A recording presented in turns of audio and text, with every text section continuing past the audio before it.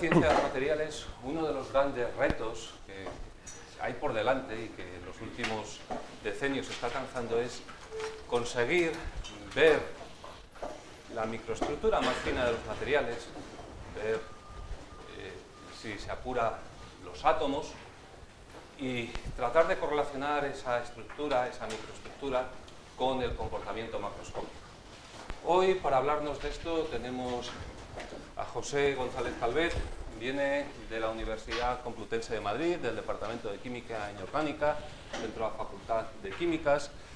Él es doctor en Ciencias Químicas por dicha universidad, además director del Centro Nacional de Microscopía, coordinador del Clúster de Materiales del Campus de Excelencia Internacional Moncloa, profesor invitado por varias universidades y centros de investigación internacionales, coautor de más de 400 publicaciones internacionales, director de 18 tesis doctorales dentro del área de estado sólido y ciencia de materiales, centenares de ponencias en congresos también, y ha recibido también varios premios como los de la Real Sociedad Española de Química, la Sociedad Francesa de Química, y no voy a seguir hablando porque casi podríamos dedicar la hora a hacer la presentación del ponente y no es cuestión.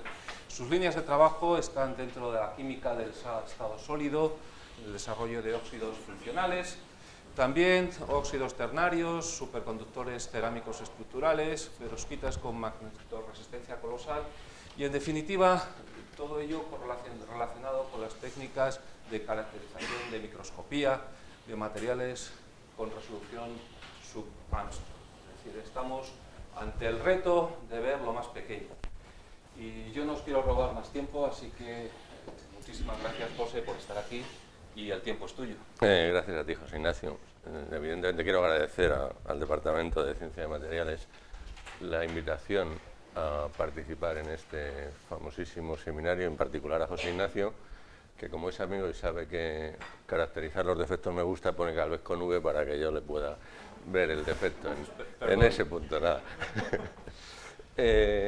Bueno, esto es una oportunidad que me da José Ignacio para comentaros cuál es el estado del arte de la microscopía electrónica de alta resolución, la posibilidad de trabajar con una nueva generación de microscopios electrónicos que alcanza resolución atómica, es lo que se llama la microscopía con resolución sub-Armstrong, y al mismo tiempo pues informaros de cómo se va desarrollando la instalación de microscopía electrónica que estamos montando en torno a estos nuevos microscopios aquí en este campus de excelencia de Moncloa, en el centro de microscopía electrónica que está aquí en la Complutense.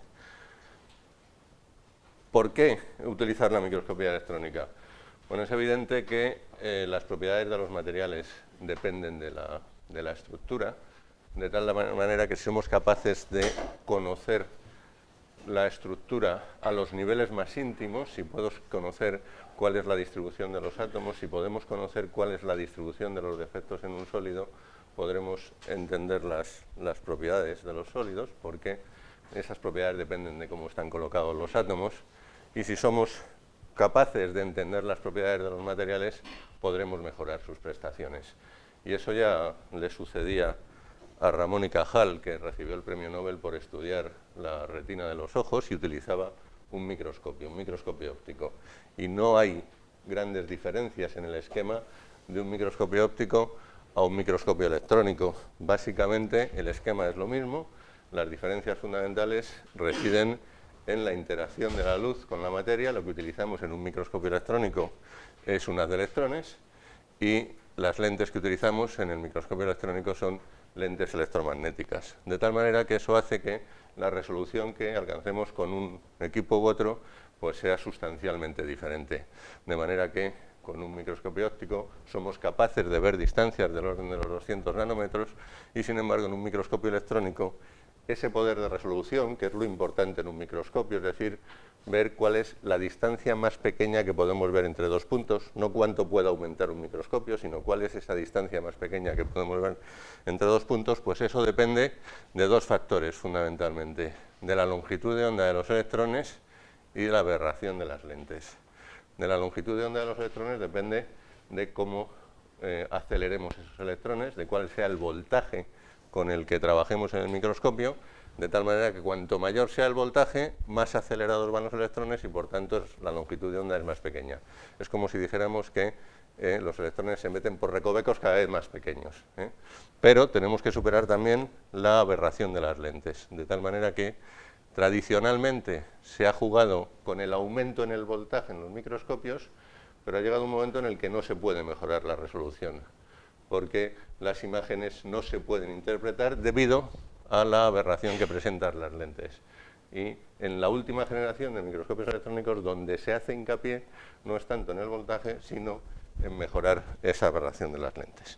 Y de eso es de lo que vamos a hablar ahora, para ver que cuando utilizamos el microscopio óptico somos capaces de ver cosas, somos capaces de ver muchos elementos, podemos ver el polen, pero cuando utilizamos el microscopio electrónico somos capaces de ver la materia a niveles que nos permite entender algunos aspectos relacionados con sus propiedades. Esta es una imagen de alta resolución de un catalizador muy famoso, y es famoso porque convierte el alcohol en gasolina, de tal manera que la mayoría de las empresas petrolíferas se dedican a buscar este tipo de catalizadores y siguen haciéndolo porque el alcohol que convierte en gasolina este catalizador es el metanol, que es más caro que la gasolina, de tal manera que conocer íntimamente esta estructura nos permitirá entender cuál es el proceso catalítico para ver si somos capaces de mejorar esas prestaciones de la materia.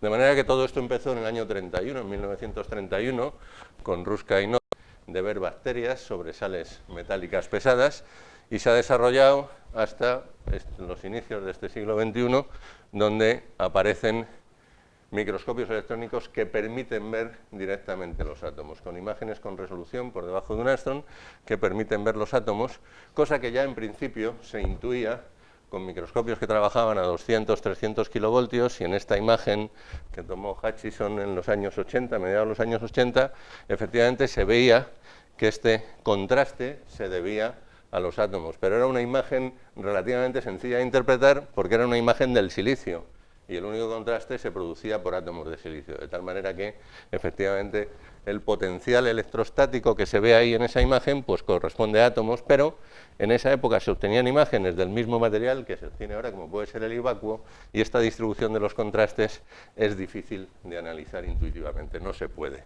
de tal manera que debemos mejorar la resolución.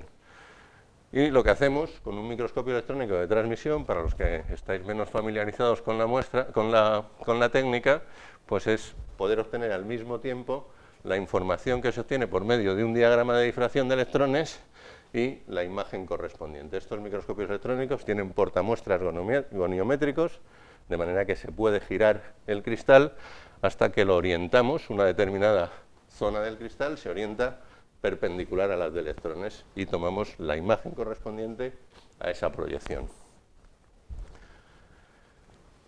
Con estos microscopios electrónicos podemos trabajar de manera que obtenemos una imagen de transmisión y los electrones difractados a bajos ángulos son electrones coherentes que provocan imágenes o dan lugar a imágenes que presentan una inversión en el contraste, de tal manera que esas imágenes son difíciles de interpretar intuitivamente porque dependen de variaciones en el espesor, en el foco, en la orientación, y podemos utilizar otros electrones a ángulos altos que son incoherentes, y la información que obtenemos asociada a una sonda electrónica que pasa junto al núcleo nos da información de imágenes cuyo contraste exclusivamente depende del número atómico, de tal manera que cuanto mayor sea el número atómico, más brillante será el contraste que obtenemos, y cuanto menor sea ese número, menos brillante. Y podemos tener información simplemente en función de la composición química. Si además tenemos una sonda lo suficientemente intensa que nos permita barrer columnas de átomos y tengamos una resolución que nos permita ver esas columnas de átomos una a una, podemos tener imágenes llamadas de contraste en Z, en las que, si tenemos la resolución suficiente, podremos analizar las columnas de átomos en función de su contraste, y eso lo hacemos siempre y cuando tengamos esa resolución. Para ello necesitamos que esa fuente sea muy intensa, y por eso se utilizan cañones de cátodo frío, y además necesitamos que no se produzca aberración por la actuación de las lentes, y por eso se introducen correctores de aberración. Si podemos hacer eso, podremos resolver esas columnas atómicas una a una. Y aprovecharemos toda la información que se puede sacar de la interacción de los electrones con la materia. De manera que si una de electrones incide sobre la materia, podemos obtener electrones con energía cinética constante, lo que se llama la difracción elástica, y desde aquí podemos obtener información de un diagrama de difracción de electrones y de su correspondiente imagen de alta resolución. Cuando ese haz de electrones interacciona con el átomo, un electrón del nivel inferior sale dispersado, de manera que ese hueco lo ocupa un electrón de un nivel superior y eso produce una dispersión de rayos X, de manera que podemos, con un detector, podemos analizar el espectro por dispersión de energía de rayos X. Como cada elemento emite a una energía distinta, podemos analizar composicionalmente la muestra. Como estos máximos, su área está relacionada con la cantidad de elemento, podemos analizar cualitativa y cuantitativamente el material, de manera que podemos combinar la información estructural con la información composicional. Y ese electrón que se ha perdido inicialmente lo recogemos también en la energía por pérdida de energía del electrón y lo recogemos por medio de otro detector, y con esta información que nos genera la espectroscopía de pérdida de energía electrónica analizamos los elementos en función de la longitud de onda a la que emiten, y de esta forma podemos obtener información, además con bastante fiabilidad, de los elementos más ligeros del sistema periódico. Es decir, que vamos a combinar toda esta información para obtener una información precisa de el material, teniendo en cuenta que cuando el haz de electrones atraviesa la muestra, pues si solamente viéramos la imagen ahí, tendríamos el potencial proyectado de los átomos, y ahí tendríamos toda la información. Ese sería un mapa de densidad que nos daría la información átomo a átomo, pero tenemos que aumentarlo, no podemos ver exactamente lo que sucede ahí, y podemos obtener información o bien en el espacio recíproco, como os decía anteriormente, en función de la corriente electromagnética que atraviesa las lentes, y obtenemos el diagrama de difracción. Pero una vez que atravesamos la lente de objetiva, tenemos esa imagen aumentada que no podemos interpretar directamente por las imperfecciones que se producen debido a las aberraciones de las lentes. Y eso hace que esas imágenes presenten contrastes distintos en función del foco, en función del espesor, en función de las pequeñas variaciones que tengamos en la orientación. Fijaros en esta imagen en la que el contraste que se ve en la zona más delgada del cristal es diferente a zonas del interior del cristal que son más gruesas. Y por tanto tenemos que recurrir a algún artilugio para intentar interpretar estas imágenes en términos estructurales. Y lo que hacemos, si no tenemos una resolución suficiente, es decirle a un ordenador que nos calcule la imagen trabajando en las condiciones que trabaja el microscopio electrónico, y para eso lo que hacemos es darle a ese ordenador unas posiciones atómicas que nosotros prevemos a partir del estudio de técnicas difractométricas complementarias, como puede ser la difracción de rayos X, la que hemos obtenido a través de difracción de electrones, y la que obtenemos a partir del estudio de las distancias que se ven en las imágenes. Y eso nos permite sacar imágenes calculadas a distintos espesores y a distintos focos, de manera que si conseguimos tener una imagen que coincida la calculada con la experimental, podemos considerar que es una manera de obtener información de un determinado tipo estructural. Pero la evolución de los microscopios electrónicos ha llevado a cambiar esa estrategia que os decía antes de ir aumentando el voltaje para hacer incidencia en la aberración de las lentes. Y una vez que se consigue esa corrección de la aberración de las lentes, se pueden obtener imágenes con resolución atómica que nos permitan entender los materiales. esto es un material ferroeléctrico con una estructura derivada del tipo estructural perusquita, en la que tenéis ahí un catión en el centro de un octaedro. Ese octaedro comparte vértices en las tres direcciones del espacio y en el hueco central dejan estos cationes más voluminosos. Un material ferroeléctrico presenta un momento dipolar, es decir, que tiene que haber una separación entre las cargas en este tipo de estructuras, de tal manera que esas posiciones tienen que estar desplazadas por el efecto de las cargas. Y eso es lo que vemos precisamente en esta imagen. Bueno, esta es una imagen de ese sólido que está separado por capas de titanato de estroncio, que tienen la misma estructura perusquita, y veis aquí dos dominios que están aumentados en esta zona, lo que veis aquí. Y entonces aquí veis una desviación de la linearidad. Otros átomos que están en línea recta. Lo que vemos que está en línea recta es esta fila de átomos, en los que en esta proyección estamos viendo átomos de plomo y oxígeno. Y los que estamos viendo con esta variación son los que se deben precisamente a ese desplazamiento de las cargas. Y lo que estáis viendo aquí es la secuencia de átomos de titanio y de oxígeno. Y aquí, en un dominio que es distinto a este, que están girados 180 grados, vemos el mismo efecto, pero ahora los oxígenos lo que hacen es desplazarse hacia abajo. De tal manera que si tenemos resolución suficiente, podemos tener información para entender cómo se comportan los materiales.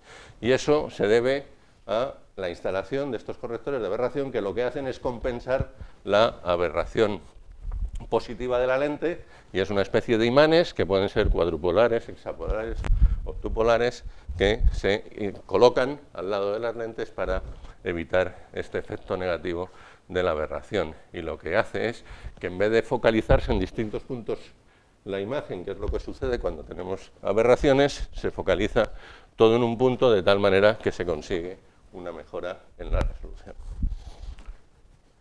De manera que, si tenemos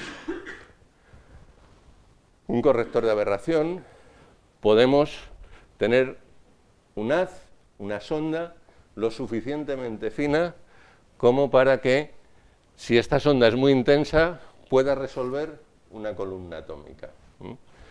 Si podemos barrer, trabajando en condiciones de barrido-transmisión en un microscopio electrónico, entonces tendremos información de imágenes en función del número atómico, lo que se llama una imagen de contraste en Z.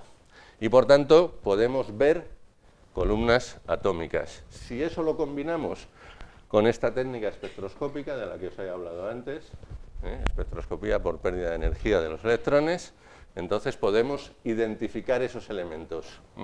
De manera que, si por ejemplo hacemos el espectro a lo largo de una línea, veremos los espectros de los distintos elementos que vemos a lo largo de esa línea y podremos identificar composicionalmente estas columnas de átomos.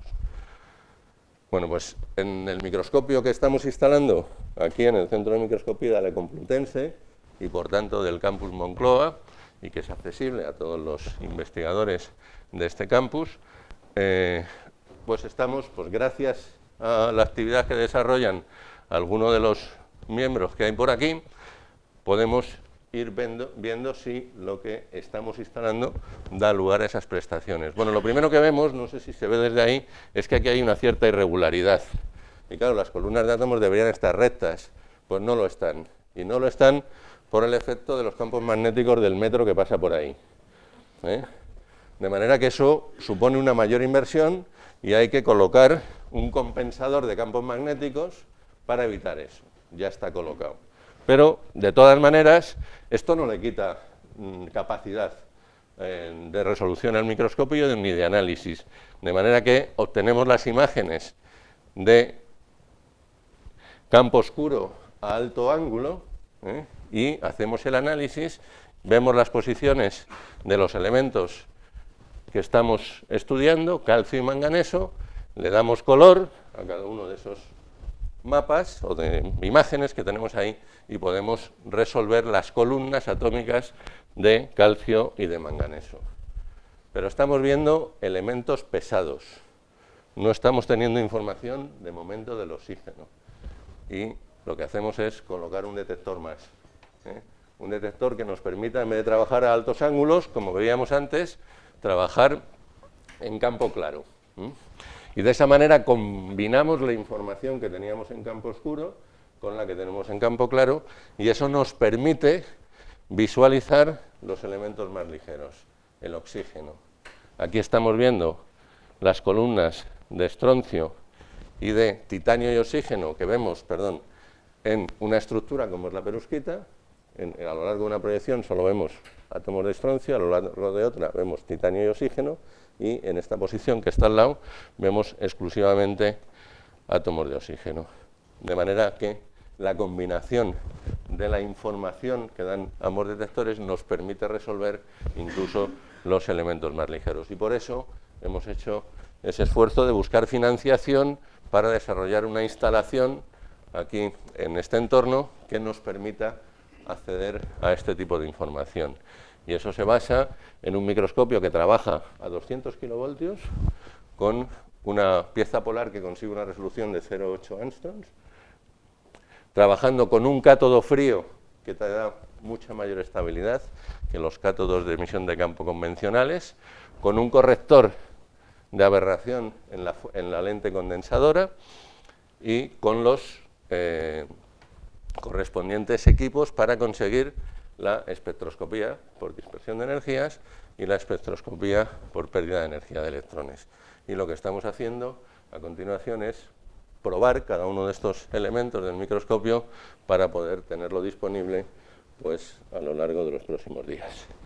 Os voy a mostrar algunos ejemplos de lo que se consigue con esta técnica para que tengáis información de la resolución que se puede conseguir trabajando en distintos materiales de actualidad. Todo el mundo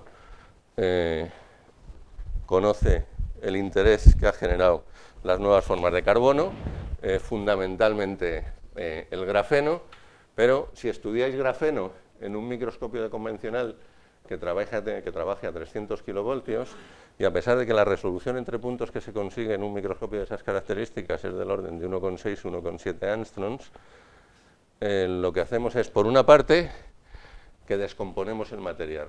La acción de la de electrones a ese voltaje, la materia orgánica, por supuesto, la destruye, pero capas delgadas como las de carbono también, y entonces veis que la imagen se empieza a deformar y además no tenemos resolución suficiente.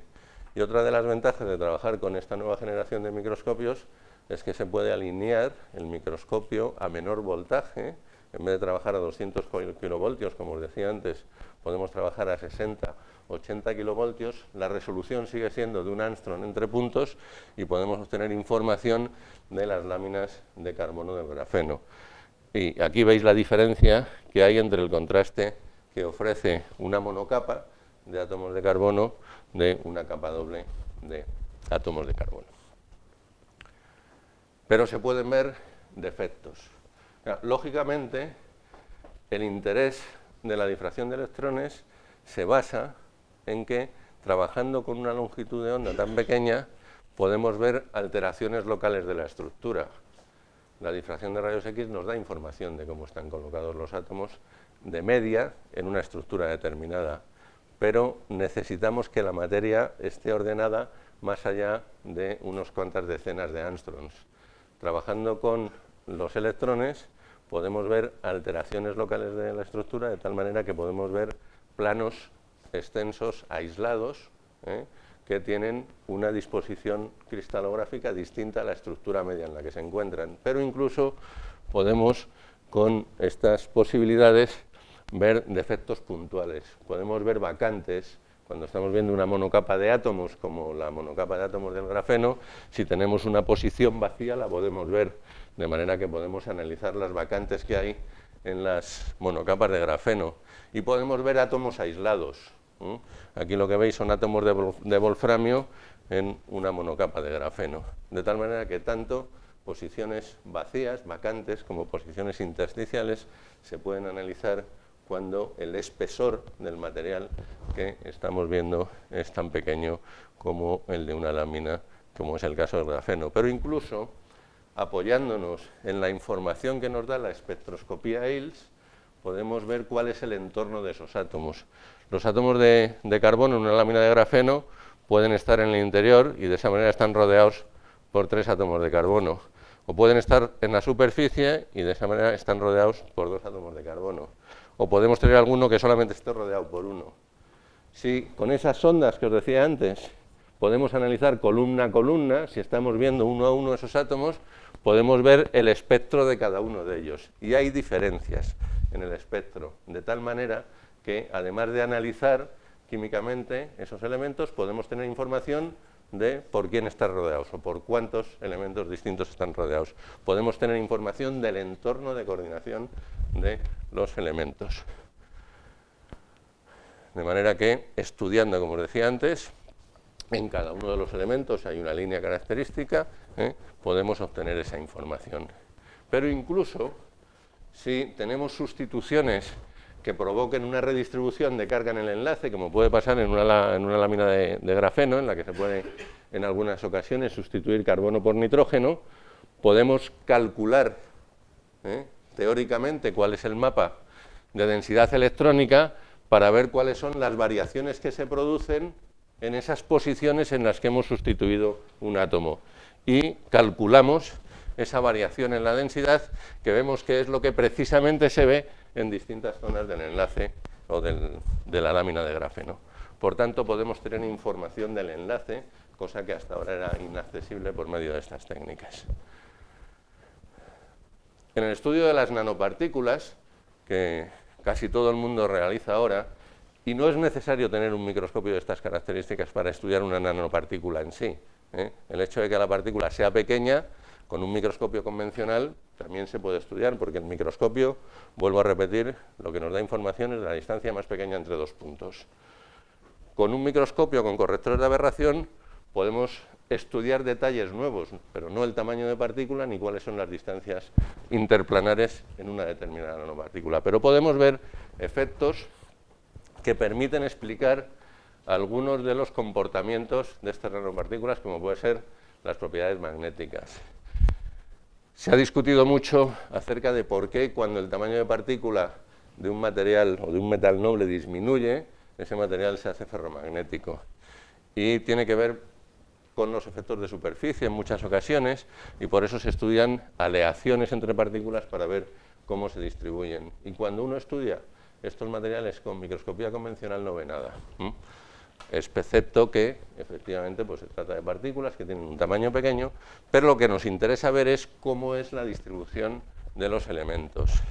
Y eso lo podemos ver trabajando en campo oscuro con correctores de aberración, en los que esas imágenes de contraste en Z nos diferencian por el contraste cómo están colocados esos elementos en esas aleaciones. Y aquí lo que estamos viendo es que hay una zona central y otra zona de contraste diferente, de manera que en ese caso esa aleación no es una aleación donde los átomos estén distribuidos al azar, sino que es una situación en la que tenemos una partícula en forma corcel, de manera que hay un átomo que es el más pesado que está en el interior y otro que le rodea. Y eso es como se resuelve en el comportamiento de estas partículas, en las que lo que tiene interés desde el punto de vista del comportamiento magnético son las interacciones en la intercara. Bueno, eso se puede ver también si se ayuda a uno de la información química que proporciona la espectroscopía, y en este caso lo que tenemos aquí es un mapa de dispersión de energías de rayos X, en las que en función de los tratamientos que se le hacen a estos materiales, esto es una aleación de paladio y oro, pues aquí tiene un tratamiento térmico que hace que lo que veamos aquí sea una aleación, pero aquí el tratamiento térmico lo que hace es que la distribución de las partículas estén en forma de corcel. Y si realmente hay algo importante que es trascendente con la utilización de esta técnica, es que ahora podemos ver materia que antes era absolutamente inaccesible. Antes necesitábamos que todo estuviera perfectamente ordenado, o que esas alteraciones locales de la estructura fueran consistentes bajo el haz de electrones. La materia orgánica no era posible estudiarla bajo el haz de electrones porque la descomponíamos. Y sin embargo, ahora lo que podemos hacer es analizar zonas utilizando esa capacidad de la espectroscopía para ver mapas químicos.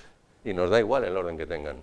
los elementos, podemos analizarlos y por eso se puede avanzar enormemente en el comportamiento de los híbridos orgánicos e inorgánicos.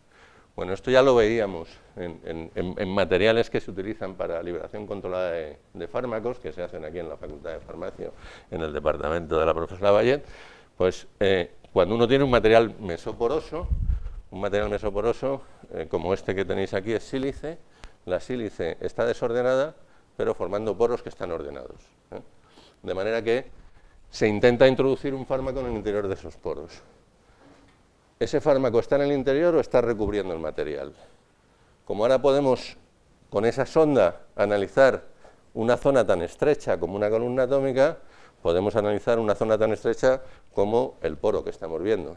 De manera que si el poro está lleno de fármaco, podremos analizar los elementos químicos que hay dentro, y si no está dentro y está recubriendo al material, podremos analizar la zona donde tenemos sílice para ver si tienen esos elementos. De manera que uno va barriendo las distintas zonas o viéndolo desde aquí, y entonces lo que va viendo es que el silicio y el oxígeno aparecen siempre en el mismo zona del espectro y sin embargo el carbono y el nitrógeno salen perfectamente desplazados en función de que estemos pinchando en el interior del poro o en la pared. De tal manera que se puede analizar la materia orgánica y se puede saber dónde está. Y incluso en estos quantum dots de cadmio recubiertos de sílice, que en este caso se funcionalizan, están funcionalizados con lípidos, y para ver si somos capaces de ver esa materia que está en el exterior, se recubre con gadolinio, o se marca con gadolinio. Y efectivamente, bueno, no sé si con esta luz lo veis, aquí se ven, bueno, claramente se ve el cadmio, se ve la sílice y aquí veis unos puntitos que corresponden a la situación en donde está funcionalizando esos lípidos que, como decía antes, están marcados con gadolinio, y eso es lo que se ve en el espectro. Se ve perfectamente el carbón en verde y puntitos rojos que corresponden al marcaje de gadolinio. O sea que podemos ver la materia orgánica, podemos ver dónde está localizada y podemos tener información de esos híbridos orgánicos e inorgánicos. Pero claro, las nanopartículas pueden ser mucho más complejas, no tienen por qué ser solamente un elemento, y podemos estudiar cuál es la variación en las propiedades que se producen cuando reducimos el tamaño de partícula. Aquí me voy a limitar a daros información de cómo se puede resolver una estructura en una nanopartícula en la que además se ve algo raro en el borde, que podría ser contaminación, carbono, que provenga de la rejilla del microscopio. Bueno, en primer lugar, se resuelve perfectamente las columnas atómicas, que son columnas atómicas de estroncio y manganeso, en la disposición estructural que veis aquí a la izquierda y que se resuelve perfectamente en la imagen de alta resolución. Se obtiene información a través del espectro ILS, quitamos el fondo, sustraemos el fondo, recogemos cada zona para ver cómo podemos hacer el mapping correspondiente del estroncio y el manganeso.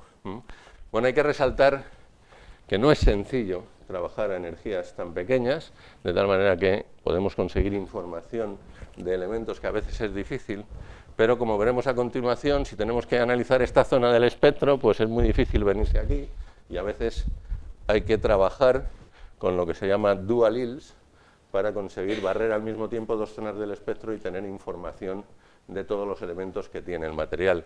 Si este material, además de estroncio, tuviera lantano, el lantano sale por aquí, en condiciones normales no podríamos verlos al mismo tiempo los dos, pero trabajando de esa forma conjunta se puede analizar. Y cuando uno analiza ese borde amorfo que veis ahí, lo que observa es que, efectivamente no es materia orgánica, lo que observa es que ese borde tiene una relación estroncio-manganeso distinto, es amorfo, lo cual puede dar información de cuál es el proceso de crecimiento cristalino y de cuál es la influencia que tiene en las propiedades magnéticas, porque cuando uno analiza el espectro del manganeso en la zona cristalina y en la zona amorfa, lo que observa es que hay una nueva variación en el espectro, y eso se debe a una variación en el estado de oxidación. O sea que analizamos químicamente una cosa, vemos cuál es la coordinación que tiene y vemos cuál es el estado de oxidación y observamos variaciones del estado de oxidación y vuelvo a deciros que esas variaciones en el estado de oxidación entre cationes como el manganeso hace que haya una interfase que puede ser interesante porque puede haber transferencia electrónica desde un metal que es un D3 a otro metal que es un D4. Y por último, estudio de óxidos complejos. Tradicionalmente, para poner a punto esta técnica, se ha trabajado con láminas delgadas. Las láminas delgadas producidas controladamente son materiales muy homogéneos y el estudio de las columnas es columnas atómicas que sabemos perfectamente cómo son. Si trabajamos con materiales policristalinos, la cosa puede ser algo más compleja, ¿no? Por ejemplo, en estos materiales que son dieléctricos, que se comportan como capacitores y que trabajan a la frecuencia de los microondas, sus propiedades dependen de, lógicamente, de cómo es la estructura, pero en este caso concreto son estructuras derivadas de la perusquita, pero donde intercrecen capas cúbicas con hexagonales. Este sólido necesita 2 capas cúbicas y 2 capas hexagonales para formar la celda unidad, una cúbica, una hexagonal, una cúbica, una hexagonal, y por eso se llama 4H. Bueno, eso no tiene mayor importancia, pero sí se pueden resolver en estos sólidos policristalinos las columnas atómicas con la misma facilidad. Estas distancias que veis aquí son distancias de 1,7 angstroms, que son las que hay aquí en la estructura.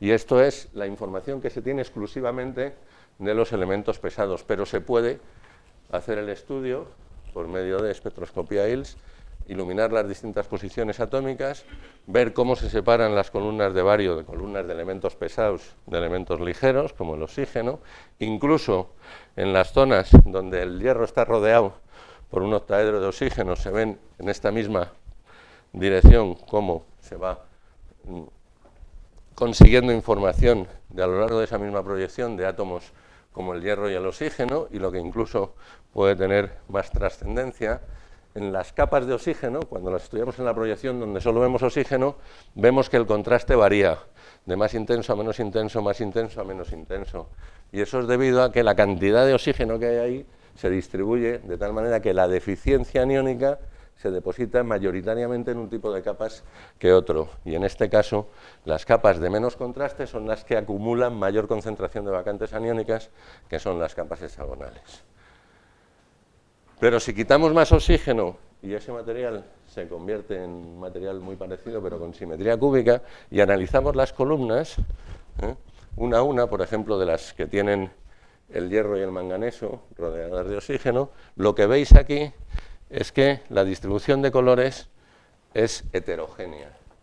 Le hemos dado 2 colores, al manganeso rojo, al hierro azul. Bueno, esta es mayoritariamente roja, esta es mayoritariamente azul, pero hay una distribución que indica que en cada columna hay una relación hierro-manganeso distinta. Y esa relación hierro-manganeso distinta, estudiando el espectro de cada una de esas columnas, se puede cuantificar, porque se puede calcular el espectro correspondiente a la cantidad necesaria para que obtengamos esa disposición de la línea del espectro para cada una de las columnas. Por tanto, podemos obtener información muy precisa columna a columna y cuantificarla. Claro, la información que obtenemos por medio de difracción de electrones y microscopía electrónica convencional nos permite pues, ver que en este caso, cuando hemos modificado esa variación del contenido en oxígeno ligeramente, hemos introducido otro anión, esa estructura que antes se llamaba 4H ahora se multiplica por 5 a lo largo de una dirección, es decir, que se complica mucho la estructura. Y a partir de esta información, por mucho que sea una imagen de mucha resolución, yo no puedo resolver nada. Y entonces recurrimos una vez más a los correctores de aberración.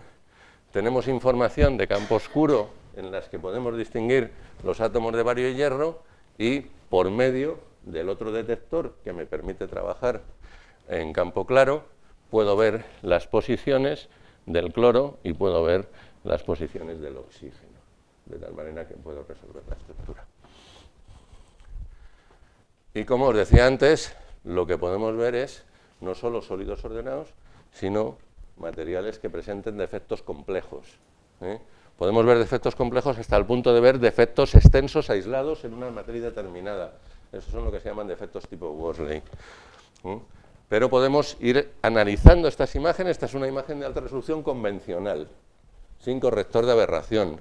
Veo que hay una variación en los contrastes. Puedo medir todas las distancias diferentes que voy viendo. Y entonces voy viendo que esas distancias corresponden a distintos tipos estructurales. Cuando distintos tipos estructurales intercrecen a lo largo de una dirección, el diagrama de difracción de electrones, en vez de ser un diagrama de máximos nítido, pues se alarga. Porque esos máximos que aparecen en el diagrama de difracción de electrones es la perpendicular, cada punto es la perpendicular a una familia de planos. Si los planos se han vuelto locos porque cada uno tiene una distancia distante, el punto no sabe dónde colocarse, de tal manera que se produce ese alargamiento de los máximos de difracción. Y podemos ir analizando pues, distintos tipos de estructuras que aparecen relacionados con esa composición que puede ser más o menos compleja, pero que lo que hace es ir buscando cómo variar los estados de oxidación del manganeso en ese sólido que presencia magnetoresistencia colosal. Y si queremos analizar cómo es la estructura en estos defectos, volvemos a acudir a las imágenes de STEM utilizando el detector de altos ángulos y vemos que efectivamente hay una variación en el contraste, lo que nos indica que la composición química aquí es diferente a la composición química aquí. Podemos medir esas distancias, ver una vez más que las estructuras que nos aparecían en la imagen anterior tienen relación directa, lógicamente, con lo que veíamos antes, pero no sabemos si esto que tenemos aquí pues puede corresponder a óxidos de manganeso o a manganeso o a estroncio, que son menos pesados que el lantano. Y entonces, con esa resolución que tenemos en los microscopios convencionales, no podemos llegar a imaginar esto y nos vamos a utilizar un microscopio con corrector de aberración. ¿Por qué insisto tanto en esto? Porque si queremos utilizar estos microscopios previamente, tenemos que saber en dónde nos estamos moviendo. No queremos inmediatamente, para ver una cosa que no necesita mucha resolución, recurrir a estas técnicas. O sea que primero una caracterización convencional, para los detalles finos vamos a esto. Y efectivamente vemos que mejora la resolución, que se mantienen los tipos estructurales intermedios y que mejora la resolución. Bueno, ahí volvéis a ver que se tuercen los átomos hacia la derecha. Hay que parar el metro o poner un compensador de campos magnéticos. Y lo que tendremos que hacer es, pues en función de los modelos que nosotros creemos que se pueden proponer a través de del conocimiento de estas imágenes, pues no volvernos locos y decir, bueno, vamos a analizar lo que hay en estas columnas. Y en estas columnas aisladas también podemos analizar. Y entonces lo que hacemos una vez más es ver cuáles son los elementos que tenemos aquí. Vemos que tenemos lantano, manganeso, oxígeno. Antes os decía que el estroncio estaba muy lejos. Veis que aquí no aparece, el estroncio está aquí. Y lo que vemos es que esta zona tiene manganeso. De tal manera que eso nos hace confirmar lo que sospechábamos de los modelos anteriores, pues deben ser manganeso, que está rodeado por oxígeno, compartiendo aristas como veíamos en el modelo anterior. Pero lo que vemos además es que el manganeso que vemos en esta zona no es igual que el manganeso que vemos en esta zona, porque vemos dos líneas, y eso indica una variación en el estado de oxidación, una vez más, del manganeso. Es decir, que tenemos aquí posiblemente manganeso 3+, y manganeso 2+, en estos defectos extensos. Y además podemos ver el oxígeno, podemos ver el espectro del oxígeno, lo que hace que podamos ver en qué planos se coloca el oxígeno, y cuando hacemos la imagen correspondiente vemos cuáles son las posiciones de los átomos de oxígeno, que son estos que veis aquí. Por tanto, podemos obtener una información muy precisa de distintos materiales que tienen propiedades que estamos utilizando ahora mismo. Y podemos seguir con muchísimos ejemplos más en donde vemos estos efectos, pero os veo con cara de que queréis venir otro día que os cuente otras cosas, así que vamos a ir concluyendo. Bueno, lo primero es que tenemos información que le resuelve el problema a Santo Tomás, que decía hace más de 20 siglos, si no lo veo no lo creo. Bueno, pues ya tiene elementos para verlo. Y se pueden ver distancias que están por debajo de la resolución atómica. Podemos ver los elementos más ligeros del sistema periódico, por tanto, podemos tener información suficiente como para resolver muchos de los aspectos que quedan por conocer de los materiales. Y para ello se desarrollan nuevos correctores de aberración que nos permiten ver, como os decía, estos elementos más ligeros.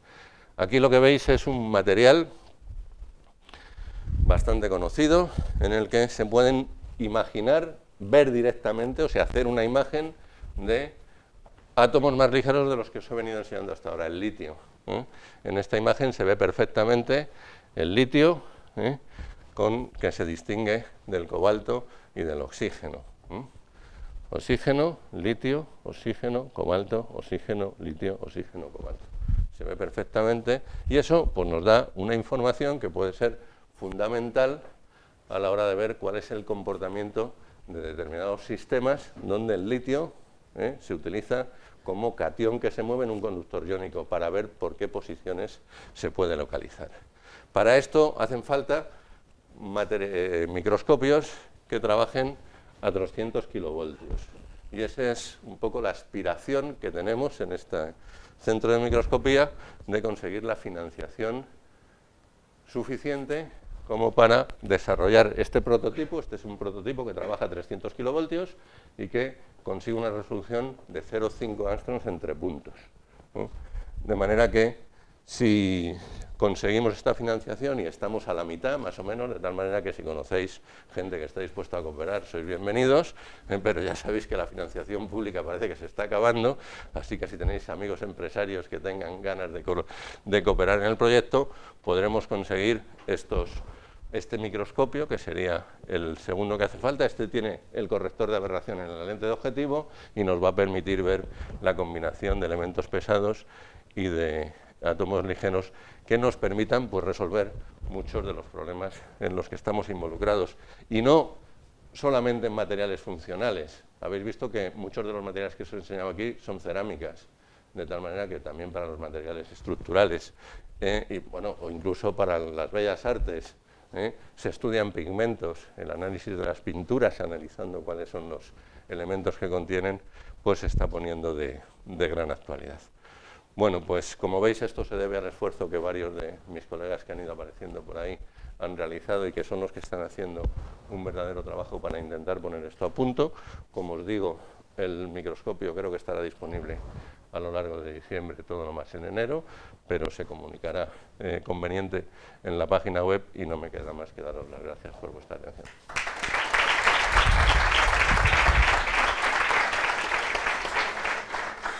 Muchísimas gracias, José, por este viaje por el mundo atómico, por lo ameno de la presentación y sobre todo por todo el esfuerzo que hay detrás en poner a punto una instalación que no es de uso personal, como muy bien has dicho, sino que es algo colectivo y que va a contribuir a la ciencia de todo el campus y de todo el país en general, porque esto es una gran instalación que solamente tendrá su fruto cuando la utilicemos entre todos. Y tenemos ahora tiempo para algunas preguntas, si os animáis.